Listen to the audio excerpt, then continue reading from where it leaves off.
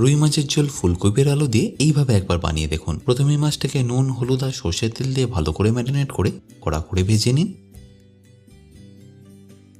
আর মাছটা ভাজা হয়ে গেলেই একই তেলে আলু আর ফুলকপিটাকে ভেজে নিতে হবে। ফুলকপিটা ভাজার সময় সামান্য একটু হলুদ এখানে আপনাদের দিয়ে দিতে হবে যাতে কালারটা ভালো আসে। আর তারপর আলাদা আপনাদের একটা পেস্ট বানিয়ে নিতে হবে। তার জন্য লাগবে আদা, জিরে আর শুকনো লঙ্কা।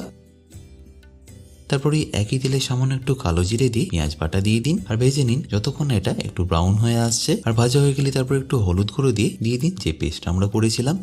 সাথে একটু কাশ্মীরি চিলি পাউডারও এখানে দিয়ে দিতে পারেন। তারপর স্বাদ মতো নুন আর টমেটো দিয়ে এটাকে ভালো করে কষাতে থাকুন যতক্ষণ রংটা তেলটা এইভাবে ছেড়ে দিচ্ছে। আর অবশ্যই টকটা ব্যালেন্স করার জন্য সামান্য একটু চিনিও এখানে দিতে ভুলবেন না। আর তারপর আলু আর ফুলকপিটি দিয়ে ভালো করে মিশিয়ে নিয়ে জল দিয়ে একবার ফুটিয়ে নিন।